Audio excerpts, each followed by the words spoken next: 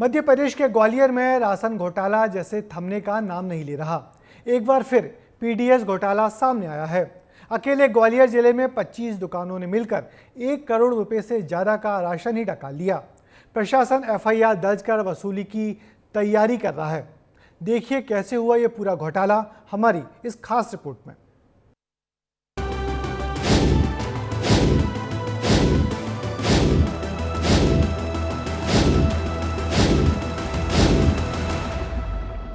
ग्वालियर में राशन घोटाला, हर तरफ भ्रष्टाचार का बोलबाला।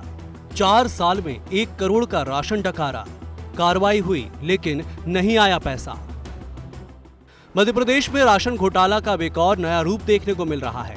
कुछ दिन पहले ही 5000 से ज्यादा मृत व्यक्तियों के नाम पर पीडीएस राशन निकालने के कुछ दिन बाद ही एक और बड़ा घोटाला ग्वालियर में सामने आया है, जहां पिछले 4 साल में 25 दुकानदारों ने 1 करोड़ से भी ज्यादा का राशन घोटाला किया है, जिसके बाद उन पर एफआईआर भी दर्ज हो चुकी थी, लेकिन आज तक पैसा वापस नहीं आया है। दरअसल ग्वालियर जिले में 549 शासकीय उचित मूल्य की दुकानों से हर महीने गरीबों को 37,000 क्विंटल से अधिक राशन का वितरण किया जाता है। इसमें गड़बड़ी की जा रही है। कंकड़, पत्थर, भूसी और धूल की भरमार है। वहीं दुकानदार भी इनके राशन को हड़पने में पीछे नहीं है। पिछले 4 साल से हो रहा पीडीएस घोटाला, जिले की 25 दुकानों पर राशन घोटाला, 1 करोड़ से अधिक का राशन हड़प गए दुकानदार। एफआईआर हुई लेकिन नहीं वापस आया पैसा। ऐसा नहीं है कि ये मामला प्रशासन के संज्ञान में न आया हो, लेकिन नोटिस जारी होने के बाद भी कोई एक्शन नहीं हुआ।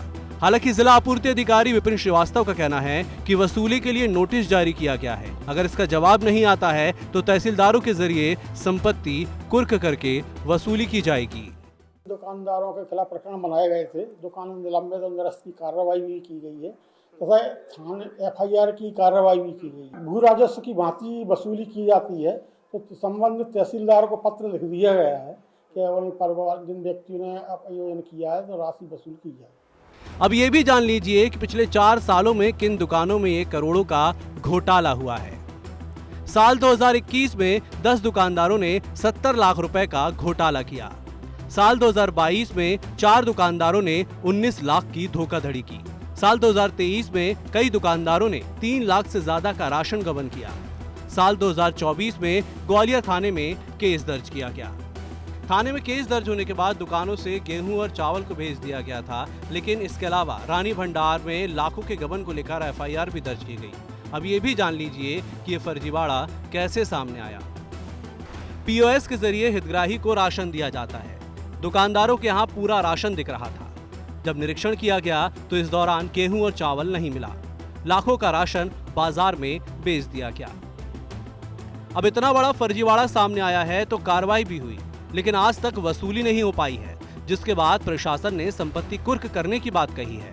लेकिन ग्वालियर जिले में लगातार एक के बाद एक इस तरह के घोटाले सामने आना कहीं ना कहीं प्रशासन की व्यवस्था पर सवाल खड़े कर रहे हैं।